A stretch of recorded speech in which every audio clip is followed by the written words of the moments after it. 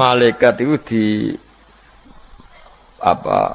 Malaikat itu kan yo duwe pikiran. Terus iblis yo duwe pikiran.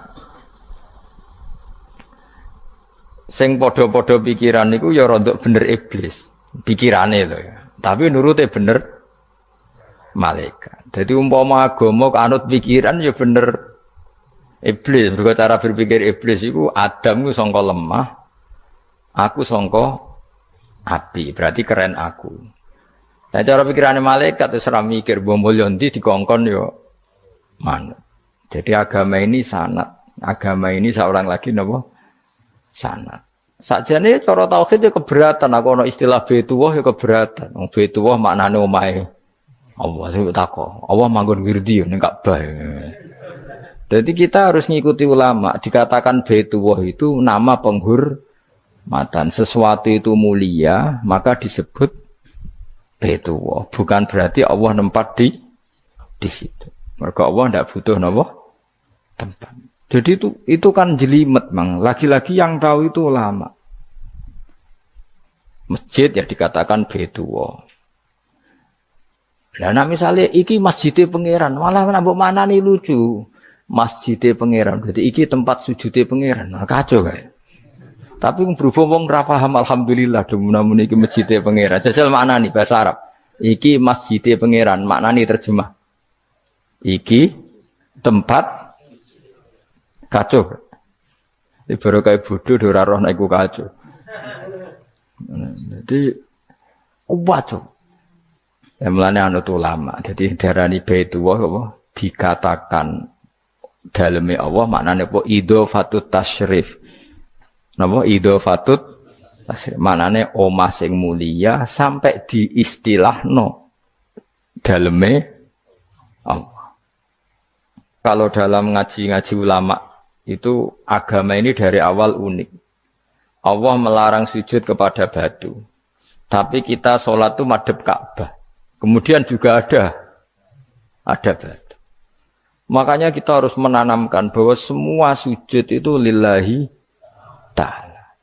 Dan soal ada arah, ya penting arah. Nggak mau arah madhep segoro kidul, repot. Jadi arah itu mau dipakai kesepakatan untuk menunjukkan kalau kita muslim, arahnya sujud itu ke Ka'bah. Tapi tetap sujud kita hanya lillahi ta'alanya karena Allah.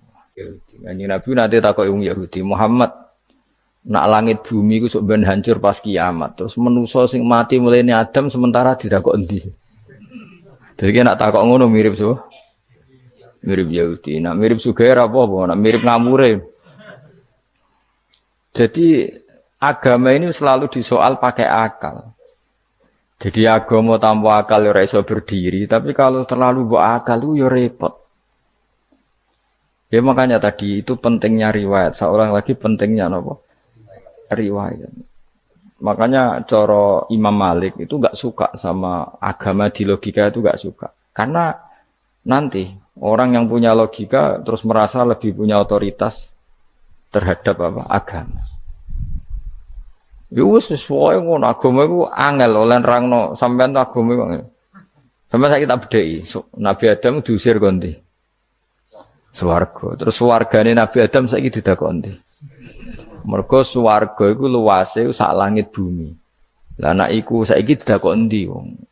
Swarga lebih luas ketimbang langit. Kan enggak mungkin sesuatu yang luas diletakkan di yang sempit. So, akhirnya Mu'tazilah gak percaya anane swarga zaman Nabi Adam. Jadi swarga sing cerita Adam itu tidak sama dengan surga yang nanti arduhas samawati wal ard. Jare ahli sunnah ya sono. Lah ning ndi wis ra roh pokoke ono. Ya itu kan sama-sama terus diterusno wong debat. Ya sudah guys. Nak cara aku wis mlebu sik kok gampang nerangno nek wis bar roh. Secara teori kan gitu, ora roh kok nerangno ya sakwise. Bro. Ya sudah, sampean bu swarga wae lagi apa? Lagi nerangno. Pas aku nerangno kowe ra ning swarga, ya ora ketemu. Wis kono enak nang cangkem elek ngono wis aku ben nerangno kowe ra ning kono. Ya wis akhire gak. Apa cocokan sampean? Aku tak nerangno swarga lah sing kono ben nerangno neraka. perkara neraka. Agama iku unik. Ya karena tadi apa ya? Dari awal agama ini di kaum yakilun, tapi akal yang berlebihan itu ya mengganggu agama. Ya sudah, makanya saya ulang lagi itu riwayat ya. Sebagian ini apa? Riwayat. Inna hadzal ilma dinun fangzuru amman ta'khuduna dinakum. Agama ini ilmu, kemudian kamu harus dari sanad yang benar. Ya. Dari sanad yang apa? Dari sanad yang benar. Ya sudah seperti itu. Mana itu kalau setuju model kayak sholat sunat safar tidak harus madhep kiblat terus. Jadi agama ini sudah unik. Misalnya gini, sholat fardu kan wajib kiblat, tapi ada sholat yang nggak usah madhep kiblat, yaitu sunat safar. Misalnya orang di pesawat gini. Karena guling-gilingan, hakikatnya kiblat itu tidak fokus kita namun Allah Subhanahu wa Ta'ala. Jadi memang agama, tapi lagi-lagi itu butuh riwayat. Seorang lagi butuh riwayat. Kalau nggak pakai riwayat terus kok Abu Nawas kabeh. Karena tadi Amerika, seorang lagi Amerika, itu kalau dibor pas New York itu kena Ka'bah. Lah logikanya kalau arahnya pas itu kan bebas arah. Berarti orang Amerika oleh sholat bebas. Tidak bisa seperti itu, ya tetap anut konsensus ulama sana atau tradisi sana, kiblat itu ngambil arah mana. Karena dia pas.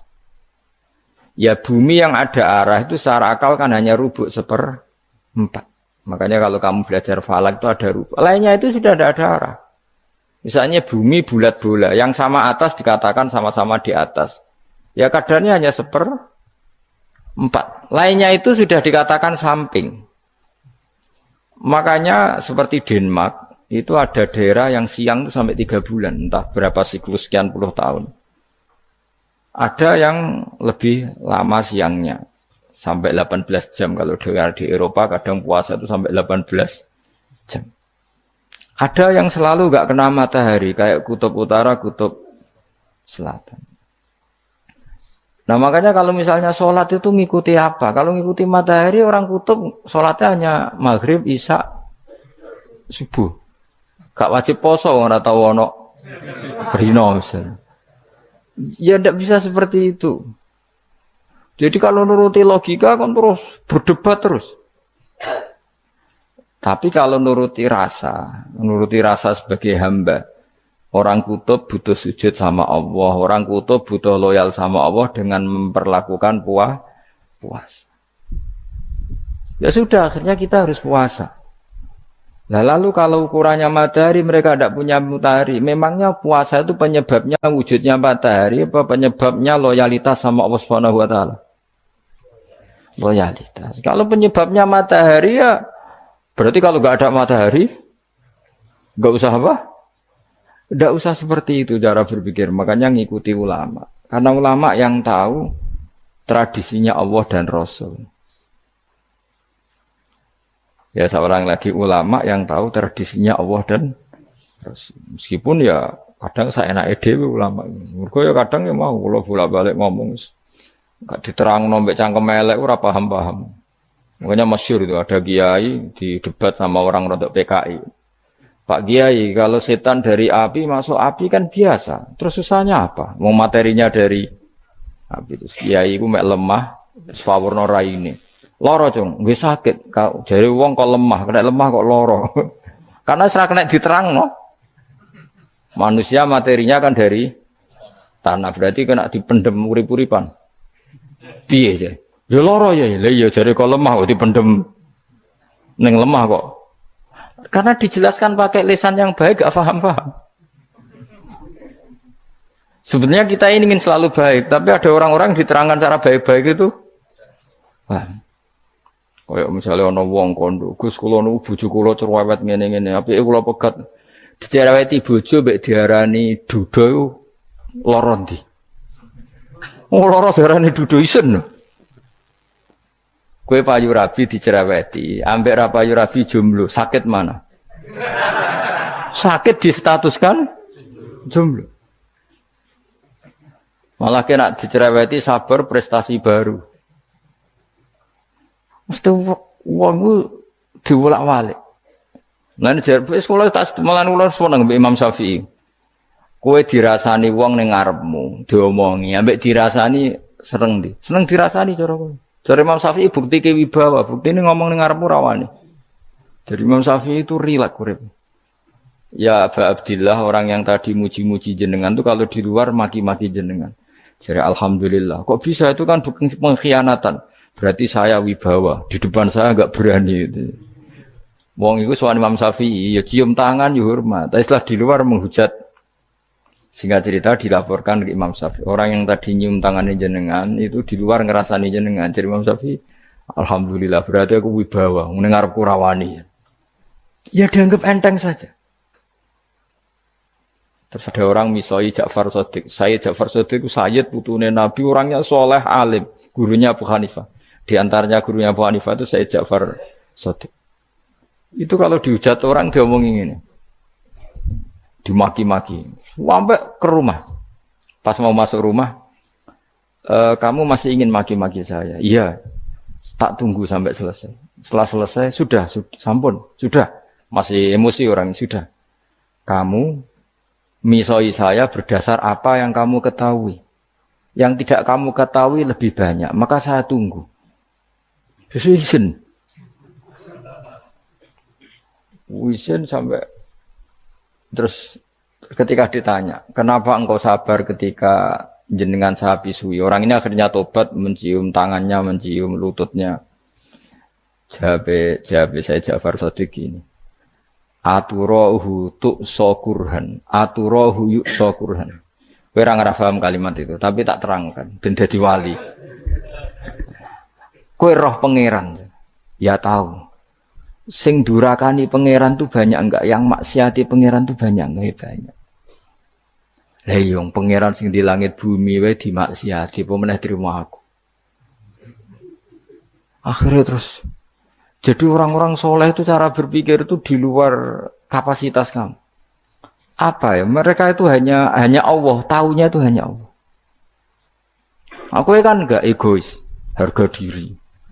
Mana ada agama berdasar harga diri itu kalau dalam bahasa Arab disebut khamiyatul jahiliyah itu gengsi napa? Jahili. Makanya ketika saya berkali-kali cerita itu, ada seorang ulama dipanggil tetangganya, nom. Setelah sampai situ, sudah kembali, saya tidak butuh kamu. Setelah sampai rumah dipanggil lagi, sudah kembali lagi sampai 3 kali. Ulamanya yang tetap ceria, tetap nyaman. Ketika ditanya, kenapa engkau tetap nyaman? Wahai pemuda, kamu itu tetangga saya. Kata Allah dan Rasul, nak kue iman be Allah Rasul, kon ngapi tonggo, kon ngundang aku ya teko. Ya seneng nuruti perintahnya.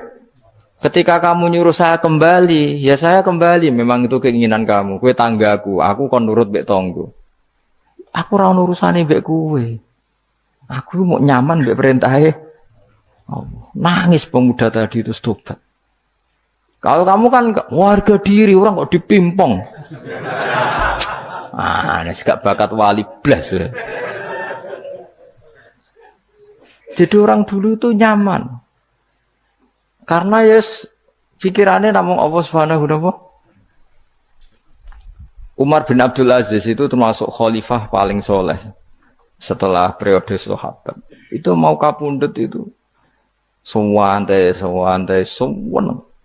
Ketika keluarganya menangis, kenapa kamu menangisi saya? Ya karena engkau mau mati. Memangnya kalau mati mau kemana aja? Ila khairi madhubin ilaih, ke zat terbaik. Terus aku mbok kon urip awor kowe gak jelas iso ngrumat aku ta ora. Anak Allah malah jelas. Saiki apik ndi urip mbek wong ora jelas sampai sing jelas. Ya wis kabundut. Kowe kan gak mati ku wedi. Dosane akeh. Lah mungkin nek urip terus ora dosa apa to ngene. Mung gaya tok asline. Dosa kula cek kathah Gus kok mati terus. Ya malah apik mati biar dosa meneh. Biasa wae nek ape mati biasa karena potensinya kamu urip suwi ku dosane apa taat meneh. Ya jawab. Potensine. Dosa meneh apa taat meneh? Apa ya dosa ya taat. Terus pas mati pas taat atau pas dosa? Ora usah ngono biasa ya. Sampai mati, mati ae, matur pangeran Gusti nak saene mati nggih. Mati mawon nak saene urip nggih. Urip mawon Gusti semua anut jenengan wis. Zaman kula urip sing ngrumat nggih jenengan, mungkin sampean mati sing ngelola nggih napa? Jenengan pun donya sing ngurusi jenengan. Kan sebenarnya kalau kita berpikir gitu kan nyaman. Zaman kamu hidup yang mengendalikan jantung, paru-paru, oksigen juga Allah. Dan kamu enggak tahu caranya, tahu-tahu hidup. Tapi setelah mati dikubur kamu iskal. Lalu sistem pernafasan saya gimana setelah saya mati? Memangnya zaman yang dunia kowe roh. Oh karena ada oksigen. Nah, terus oksigen wujudnya karena apa kowe ya ora roh. Oksigen dari zat gini lah zat iku kok sapa ya ora roh. Mau gaya tok ngomong mau tetep akhir ora roh. Lan kadang kula gawok mbek wong goblok wis ora roh kabeh dari awal mau alam semoga iku gak usah nerang.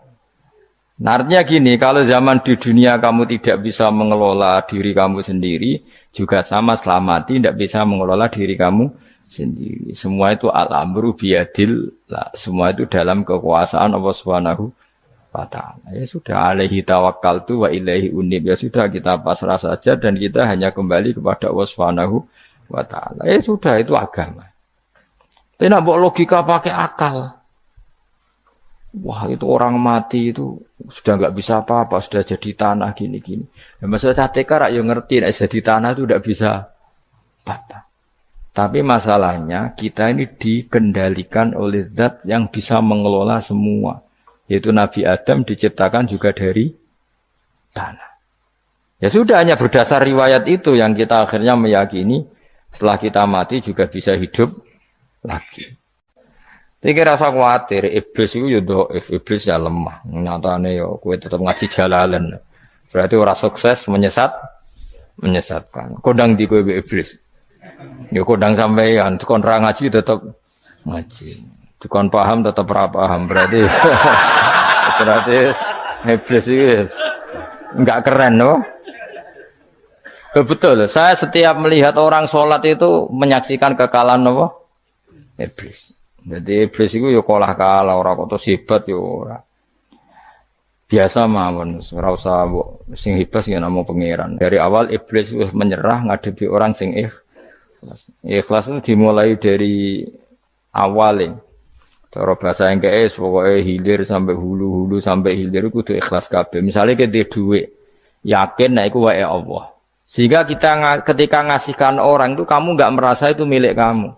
Sehingga enggak gampang ngundat. Selagi itu kamu benar keduanya awalnya salah itu masih mungkin tidak ikhlas. Uang ini milik saya, tak kasihkan kamu dengan ikhlas. Kalimat milik saya ini menjadikan suatu saat kamu jadi undat-undat karena milik saya. Tapi kalau ikhlasnya dari depan, uang ini milik Allah, ilmunya bahak milik Allah. Terus tak kasihkan kamu juga hambanya. Dari awal kan merasa saya tidak punya apa-apa. Tapi selagi saya ikhlasnya hanya separuh. Ilmu saya tak kasihkan kamu karena Allah, berarti masih potensi enggak ikhlas ya. Jadi kalau ngelatih ikhlas itu harus dua-duanya. Kamu punya uang milik Allah, punya ilmu milik Allah, punya jabatan milik Allah, kemudian kamu kasihkan sesuai perintah Allah. Itu lebih mudah ikhlas karena la haula wala quwata illa billah. Selagi masih separuh saja salah, itu potensi berikutnya juga ikut salah. Misalnya aku ngurmat yatim kok ikhlas, duitku tak kena. Kata duitku itu menjadikan suatu saat. Dulu tak rumat loh, saiki jebule lali aku. Tapi kalau alhamdulillah saya pernah digerakkan Allah ngurmat yatim dengan milik Allah juga. Sehingga kita sekedar pernah melakukan ketaatan ini senang. Enggak penting berikutnya anak yatim ini nanti peduli kita apa enggak, enggak penting.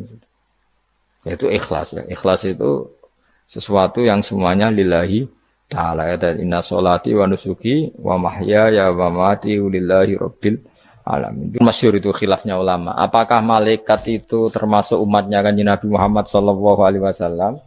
Ada ulama yang mengatakan cara pandang Nabi diutus itu untuk mensolehkan yang tidak soleh atau mensolehkan yang potensi tidak soleh. Kan orang itu ada dua. Ada yang memang tidak soleh disolehkan. Ada yang potensi tidak soleh. Sebetulnya sudah soleh, tapi potensi juga tidak soleh. Terus disolehkan. Nah, malaikat ini kan tidak berpotensi maksiat, sehingga agak butuh nabi. Seorang lagi, malaikat itu kan nggak mungkin nggak soleh, selalu soleh. Berarti nggak butuh nabi. Itu cara pikiran Imam Suyuti. Sehingga dia mengatakan Quran itu memperingatkan semuanya kecuali malaikat. Karena malaikat tanpa diperingatkan sudah soleh. Tapi kata ulama yang lain tidak seperti itu. Malaikat tetap senang sebagai umatnya Rasulullah Shallallahu Alaihi Wasallam karena butuh status tasyrif. Tasyrif itu keren.